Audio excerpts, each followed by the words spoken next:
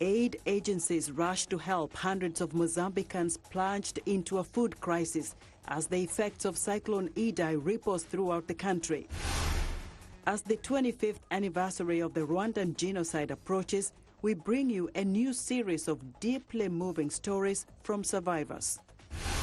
And we take you to Senegal, where the Muslim brotherhoods play a vital role in everyday life, from politics to music. Africa 54 starts right now.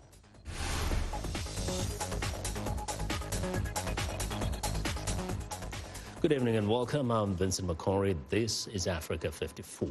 2 weeks after Cyclone Idai tore through central Mozambique, the focus is now shifting to the shortage of food, clean water and shelter for survivors as search and rescue operations wind down. Several international aid organizations are lending their help.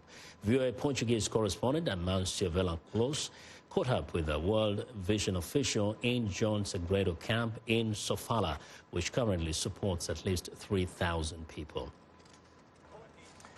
So World Vision is responding in several technical sectors. What we call sectors: water, sanitation, and hygiene, or WASH, as you'll commonly see it in documents. Also, food security is going to be critically important. Health and nutrition is right behind that, and a number of other things. Child protection would be another sector that we concentrate on. How many people are you aiming at reaching? Yeah, we're aiming at reaching about 500,000 people across Mozambique, Zambia, and Malawi. In Mozambique, we're aiming at about 350,000. So far, how is it? So far, it's tough going.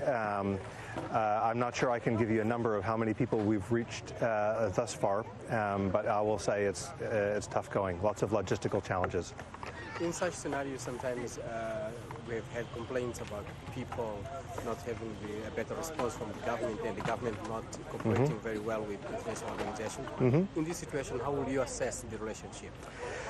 My assessment is that the kind of cooperation that we've had from the Mozambique government's been quite positive. Everything we've asked for, we've gotten. I think, the definition of a disaster is that the thing that happens outstrips your ability to respond to it, and so I find it hard to criticize any government that is going through a disaster. The United States, after Hurricane Katrina, also struggled to respond adequately. My impression after having done this for many years is that the government here is as responsive as it can be. Well, the government estimates that more than 700,000 hectares of agricultural land was flooded, leaving many farmers with nothing to harvest.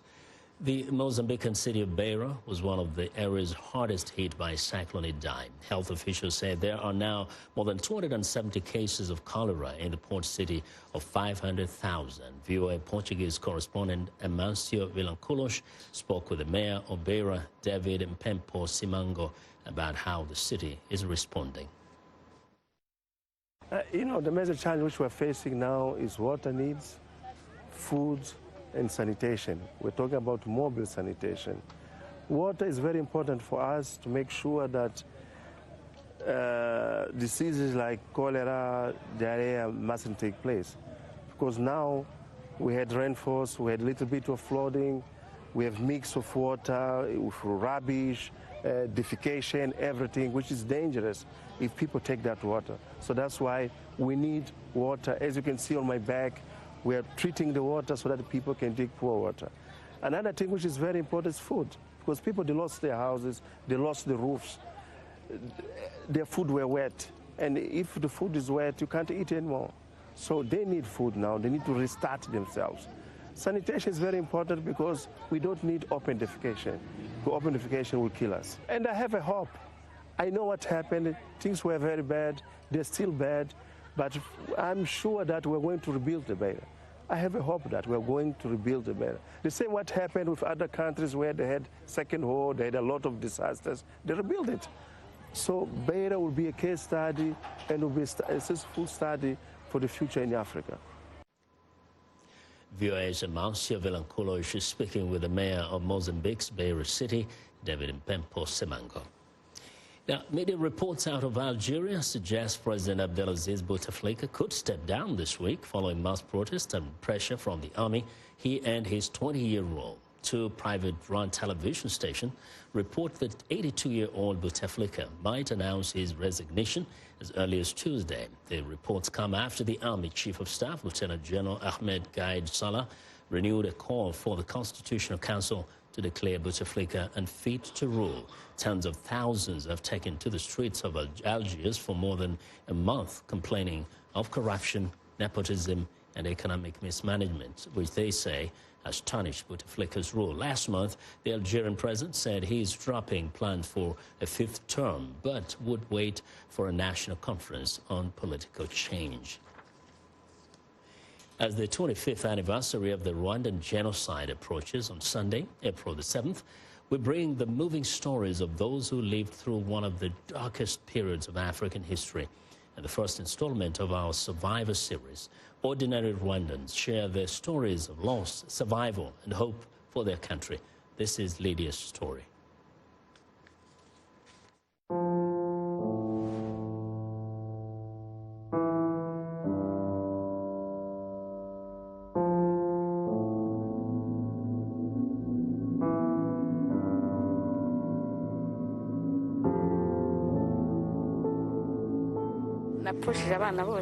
I lost all my children, my husband, my parents, the parents of my husband, and all their families. Long ago, when someone lost a husband, her family or other people would help her. But for us, it was different. You would think you're the only one in that situation, but later you realize that there are others like you. One thing that hurt me most was to lose my siblings, my children, and my husband.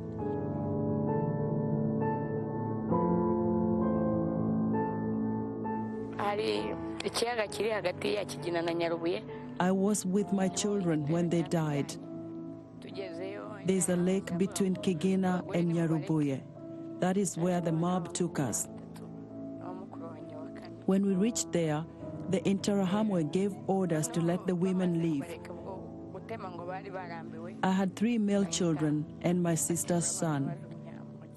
They were tired of using machetes, so they threw my children into the lake. After they threw them into the lake, I threw the baby carrier I had in the water too. They pulled it back using the upper limb of a bull. They beat me seriously. We're letting you leave, but you must bear us children. You should not bury the baby carrier. We have killed Tutsis, but you will give birth to Hutus, and you'll carry them on your back, they told me.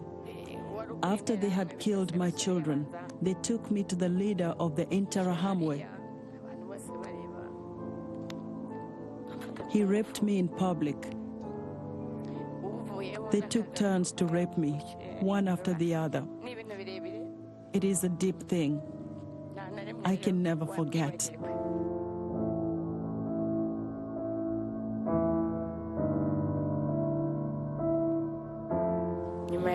After the genocide, our houses had been destroyed. People had been killed. We lived in camps until we went to live in some other people's houses that had not been destroyed. The government of national unity later built for us some houses, but the houses were not strong enough. However, they have now repaired them. We now have good houses.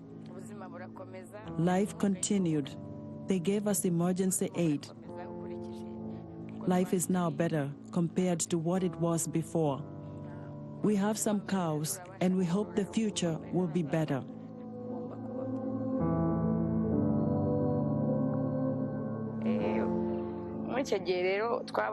During the trainings we had, we realized that not forgiving would be another heavy burden or even cause several incurable diseases.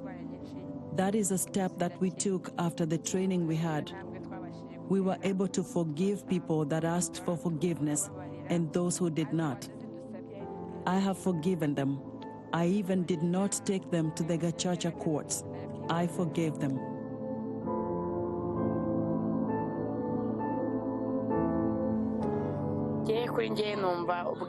I think reconciliation is necessary, because a country without reconciliation is a divided country.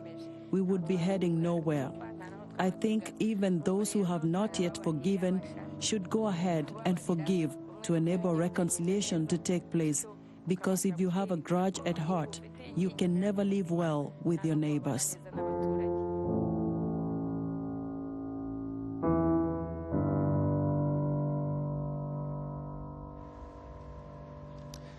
U.S. President Donald Trump has extended an immigration designation granting protected status to Liberians, allowing them to stay for another year. Africa 54's Esther Yuwat has more. Esther? President Trump's announcement was unexpected and came just 3 days before the Liberian status was set to expire. Trump last year ordered an end to deferred and forced departure eligibility for Liberians, a status first granted to them during the presidency of Republican George W. Bush that enabled the immigrants to work and protected them from deportation. Trump declared a one-year wind-down period, which set the final expiration date of the status for March 31st. But on Thursday, the president had a change of mind, saying, quote, "Upon further reflection and review, I have decided that it is in the foreign policy interest of the United States to extend the wind-down period for an additional 12 months through March 30th, 2020.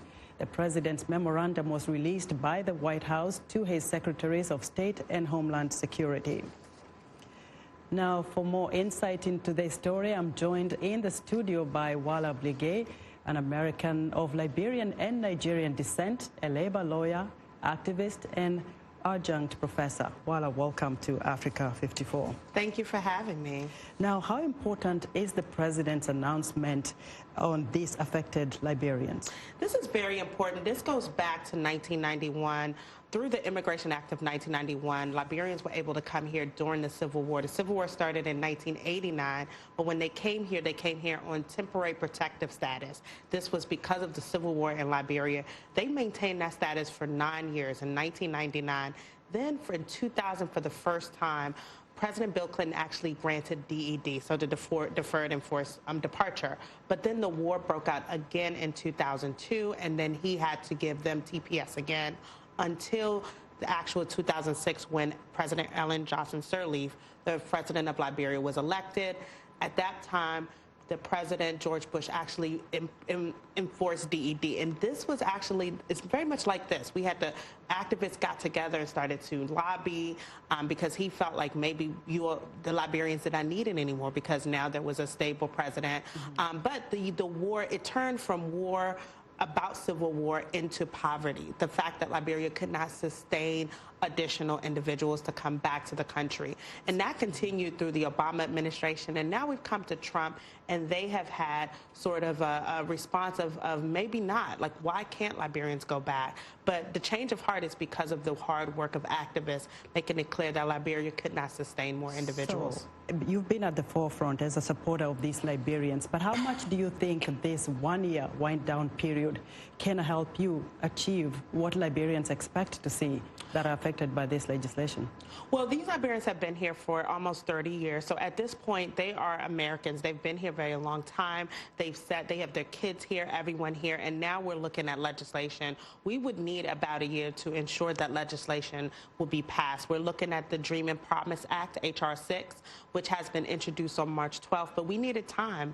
And we made that clear to the president when we reached out to the staff there that we needed time for this bill to pass. But that's controversial, because when you say they are Americans and they are being referred to as illegal immigrants, I mean, the law applies the same way to any other illegal immigrants. What makes them Americans? Well, they've never actually been illegal immigrants. They've had legal status in this country since 1991. It was actually one of those where we were coming to the point that they might be after the 31st. But on Thursday, as you stated, there was the announcement there. But the point is that, you know, many people look at illegal immigrants as people who came into the country illegally. We're trying to tell Liberians have a different story. Not only does Liberia have a history with the United States, as you can see was mentioned in a memorandum for the president, but these people came here legally and have always been in the United States legally. But you know, Wala, there's a question of overstaying your visa or your legal status that makes you illegal. I mean, I'm an immigrant too. We had to go through a process to become, you know, legal, permanent residents and become American citizens. So what really makes their case different? The war. The war makes their thing. They came here during the war, during a very troubling time in Liberia, and things have not changed. In fact, many Liberians in Liberia really rely on Liberians in America for survival because the country has an over 85% unemployment rate. We're talking about there's lack of food, there's lack of security, there is lack of health care does not exist. You send these people back and you're sending families into more poverty and increasing the ability for those to survive. That will be, you know, that can bring Liberia back into war. Well, I think we'll have to leave it there for now, and we'll see what happens in the 1 year, whether you can get a legislation passed by Congress. Thank you very much for coming on Africa 54. Wala Bligay is a labor lawyer, activist, and adjunct professor. Vincent, back to you. Thank you very much. Now, in Senegal, Muslim brotherhoods play an important role in everyday life, from politics and agriculture to transportation and music. VOA Salwa Jafari reports from the center of one of Senegal's largest brotherhoods. With its narrow streets and sandy alleyways, Touba may not look like much, but its influence in Senegalese life is undeniable. At the end of this road, the Great Mosque, where each November millions of pilgrims come to the tomb of Sheikh Ahmadou Bamba. Followers believe the Murid Brotherhood he established is central to Islam. The Murid way for us, for me personally, is everything. Because Islam equals Muridism, and Muridism is the path that leads us to the Lord. Work and discipline are central to Murid teachings.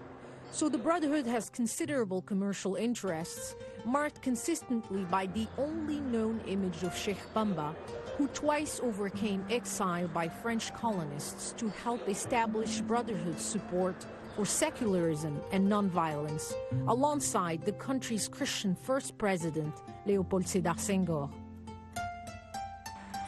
Senegal is considered a stable democracy and a role model of religious tolerance in West Africa. 95% of Senegalese are Muslim and belong to one of the country's 4 main brotherhoods. These have always been significant in shaping Senegal's political, economic, and social structure. But over the past few years, the brotherhood's political influence has strengthened significantly.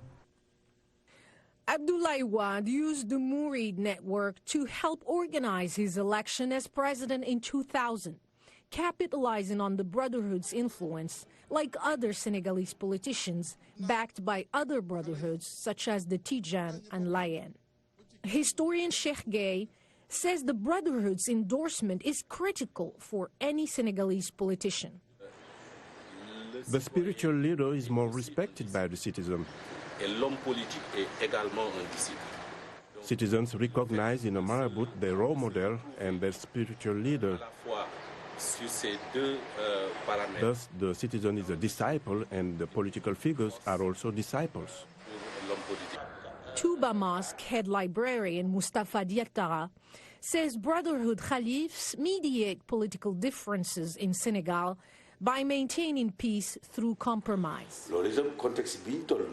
In the current context, as is recommended by Muridism, the Caliph has always called for calm to avoid any violence. Unlike civilians threatened by Islamic extremists across the Sahel, Senegalese take pride in the modernizing influence of their Muslim brotherhoods who have not pressed for Sharia law and are widely seen as helping to safeguard the country's secular democratic rule. Salwa Jafari, VOA News, Touba, Senegal. Well, we want to know what you think about Africa 54 and the stories we cover. Join the conversation on Facebook. The address is Africa 54. We're also streaming our show live on Facebook, so check us out and share our show with your friends. Find me on Twitter at @VinceMcCory. Still ahead on Africa 54, President Trump threatens to close America's southern border with Mexico. But first, a look at Monday's headlines.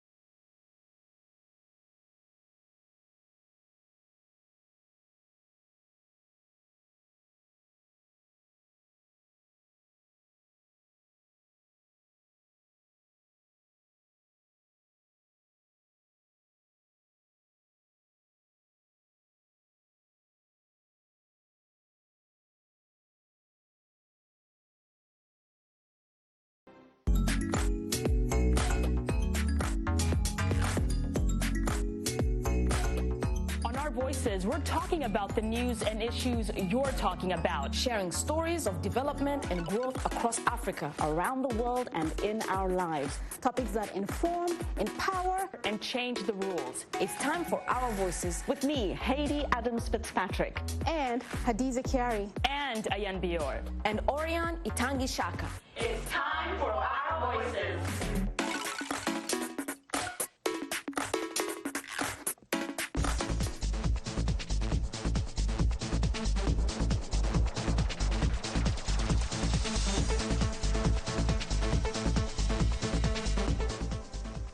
Well, Washington is focused yet again on immigration and border security after President Donald Trump threatened to close America's southern border with Mexico and declared he wants U.S. aid terminated to 3 Central American nations. As VOA's Micah Bowman reports, Trump's moves come amid a continuing surge of undocumented migrant arrivals that have strained federal resources and personnel along the U.S.-Mexico border. Migrant arrivals along America's southern border are up 97% compared to a year ago, with average daily apprehensions topping 2,000 individuals, mostly from Central America, according to the Department of Homeland Security. Mexico could stop it right at their southern border. President Trump is promising action. We have right now 2 big caravans coming up from Guatemala. Massive caravans walking right through Mexico. So Mexico's tough. They can stop them, but they chose not to. Now they're going to stop them. And if they don't stop them, we're closing the border. They'll close it, and we'll keep it closed for a long time. I'm not playing games. Such a move is not without precedent. In 1985, then-President Ronald Reagan temporarily closed multiple ports of entry to protest the kidnapping of a U.S. anti-narcotics agent in Mexico. Sealing the border for a prolonged period would devastate commerce between the two nations, which totals more than $500 billion annually. Mexico's Secretary of Foreign Affairs, Marcelo Ebrard, responded to Trump on Twitter, saying Mexico does not respond to threats and will handle migratory issues responsibly and with respect. U.S. lawmakers are weighing in. New Mexico Democratic Senator Tom Udall tweeted that the U.S.-Mexico border, quote, is a bright spot of trade, economic activity, and cultural vibrancy, and that closing ports of entry would forfeit $1.4 billion worth of trade per day. Democrats vying to challenge Trump in next year's presidential contest also are speaking out. We are safe, not despite the fact that we are a city of immigrants and asylum seekers. We are safe because we are a city of immigrants and asylum seekers. We have learned not to fear our differences, but to respect and embrace them. The White House says Trump has no choice but to consider drastic measures. The Democrats will not give us any additional money to do this. They won't give us any additional people. And importantly, they will not change the law that is acting as this giant magnet for people from South and Central America to come into this country. Faced with those limitations, the president will do everything he can. If closing the ports of entry mean that, that's exactly what he intends to do. Trump also said he wants U.S. aid to El Salvador, Guatemala, and Honduras halted, a move that would require congressional action. Michael Bowman, VOA News, Washington.